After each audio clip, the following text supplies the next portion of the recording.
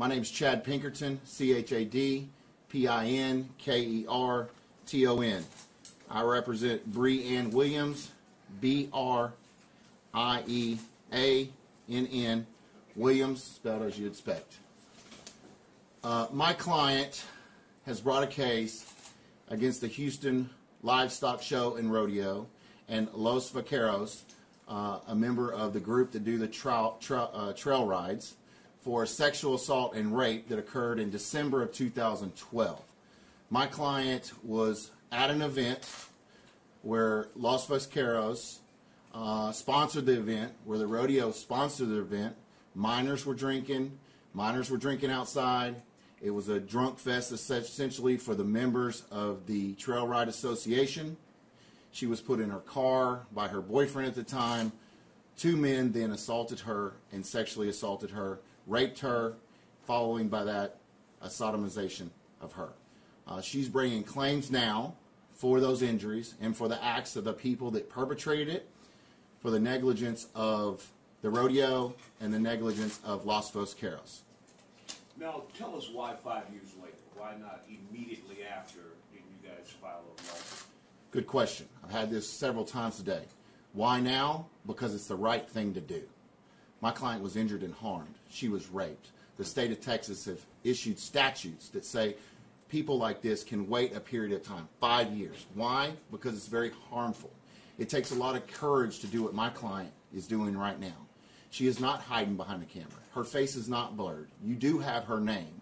She was coming forward because she has courage, and she should be applauded for that courage, not questioned. The status of the suspects in this case, all convicted, all behind bars. You're concerned about one lesser charge. Tell me about that.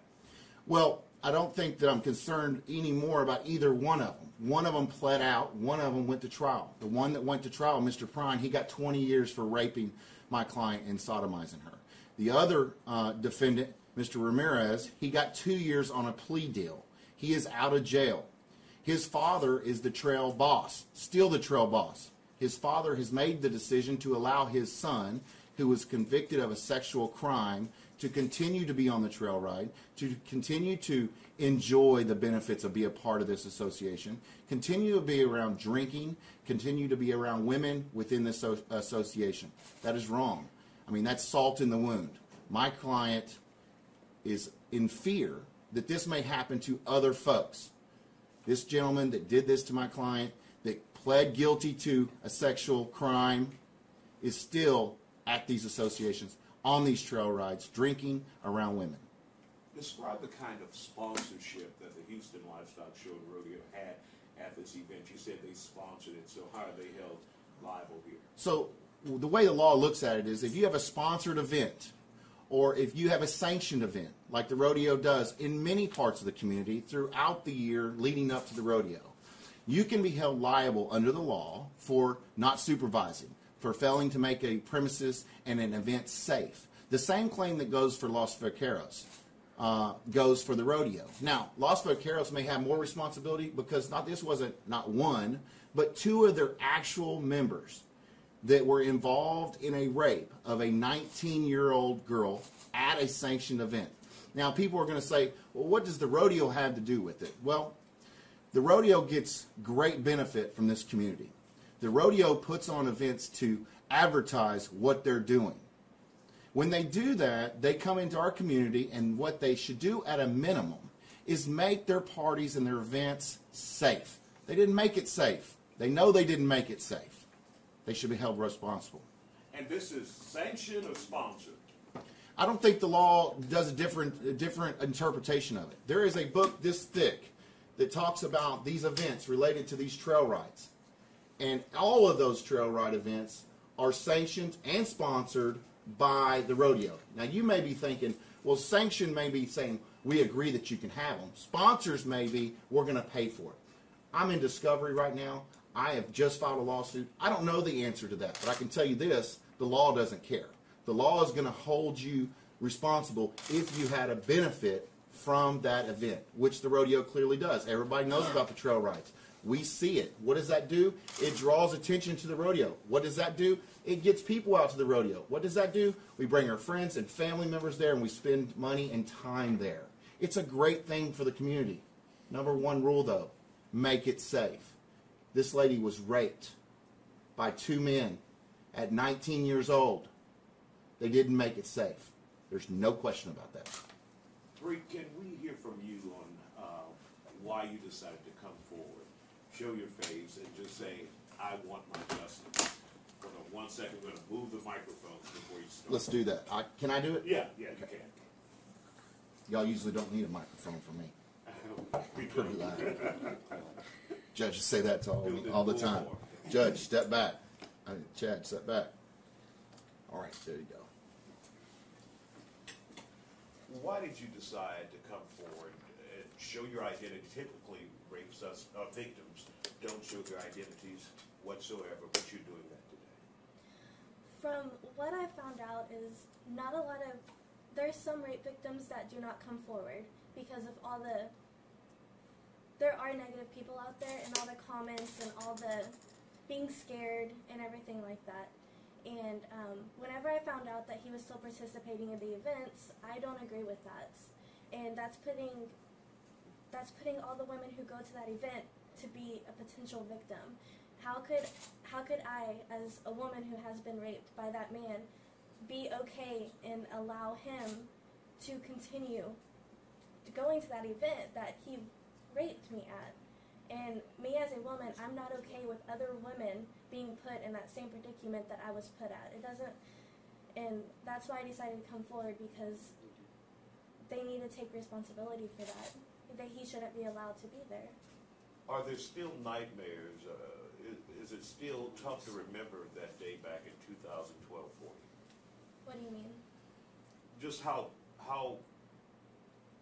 much of a black cloud is it over your head thinking about what happened back to you in 2012?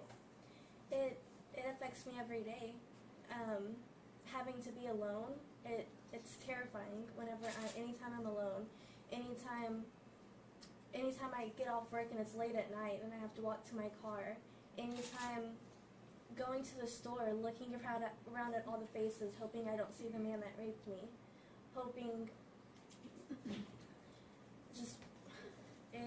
it's really tough. And I lost a lot of self-worth. I thought I was nothing more than what they did to me, and it's taken a long time for me to get my self-worth back and remember that I'm a woman and that I'm worth more than what they used me for.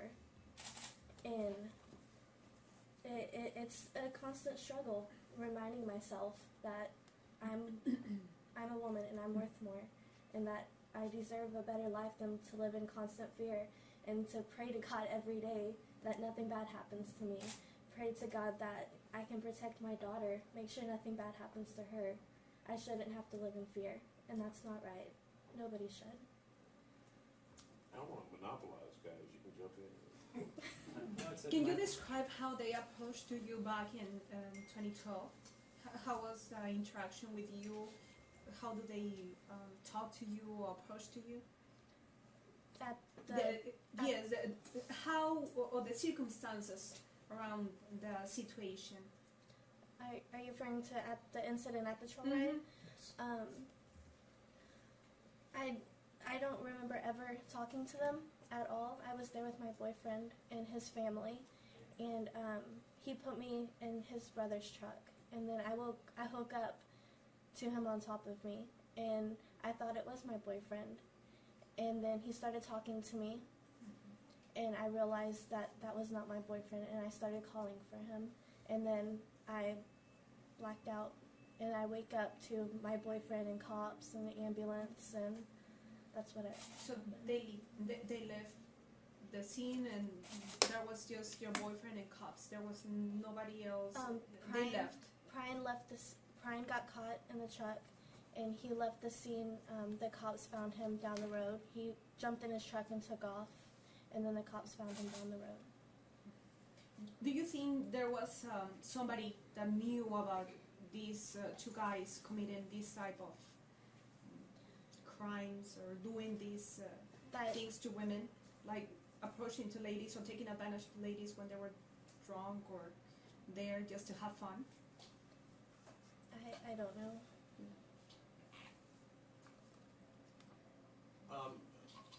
Mom and Dad, are you able to say anything? Okay. Let's move it to the right, if you don't mind. Why don't we just change seats? Okay, that'll work. Mom, you sit here. Will that work for you guys? Is that okay, guys? Yeah.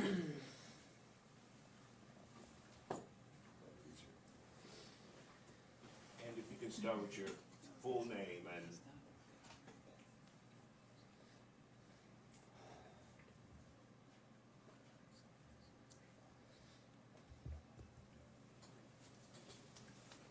your full name and spell it for me. Deanna Williams, DeannaWilliams. When you realize what happened to your daughter that night, what is that like for a mom? Knowing, there were so many adults around and your child was victimized and taken advantage of. Well,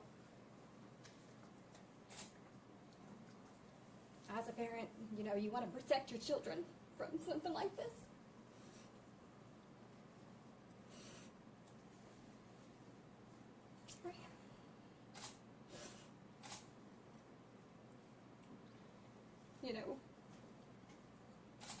If you keep them in your house, don't let them out, you can try to prevent something like this from happening. But it was tragic. She lives with it every day.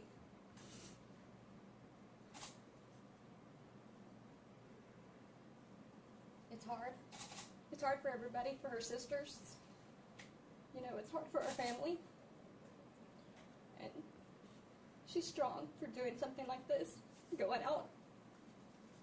And all I can do is stand by her side. And I can't take the hurt away. I wished I could, but I can't. So I'll do whatever it takes to make sure that I stand by her side and make sure that no one else is going to be a victim of something like this. Were you ever concerned about her coming forward today, revealing her identity, because you know how society can be? Oh, yeah, I've read quite a few comments. Yes, I talked to her. I told her that, I wanted her to be blurred out. I didn't want all those negative comments to come out and see this and hurt her even more. But I told her that no matter what, I will stand by her side in any decision that she makes. And she told me that she wanted to show her face to make sure that it's okay to come out. It's okay to speak and say what happened to you and be strong. I'm proud of her. I'm very proud of her. It takes a lot of courage to get up and do what she's done.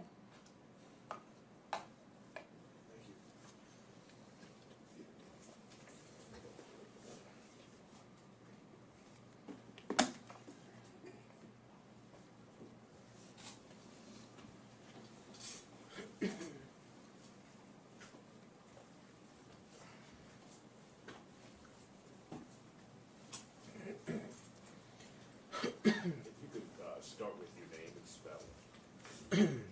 Frank Williams, FrankWilliams. Same question came to your wife when you realized what had happened to your daughter. Your thoughts? Well, I was out of town working whenever I got a phone call from Deanna, and it was really tough. She called me and told me she was at the hospital with my daughter, that she had just been sexually assaulted by two guys, and being out of town and working, it was really tough because there was nothing I could do, and it was like being trapped. I couldn't do anything. I couldn't do anything to protect my daughter, and so it was really difficult, really hard, and I couldn't even talk to her at the time because she was in the hospital, and so it was difficult to deal with something like this. And her coming forward today, your thoughts? We spoke about this before all it started, and she she has a lot of courage to be able to stand up, and come out and say that, and deal with all the rude comments that is now being made, and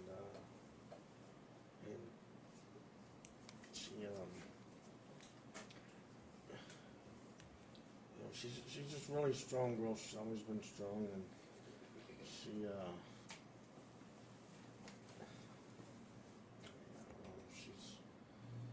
where are the rude comments coming from? Because we're just now doing a press conference, right? So, right. So has there been something else?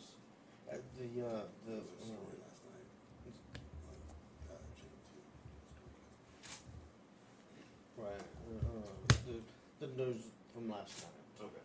And of course, people are gonna say what they want to say. But her main goal and main focus is to make sure this doesn't happen to some other girl on the trail ride. What do you want to tell the people that are making these horrible comments? What do you want to tell them? What is your message for them? Learn the whole story before you make comments. There's a lot more to the story, and there's a lot more to this case than what they know.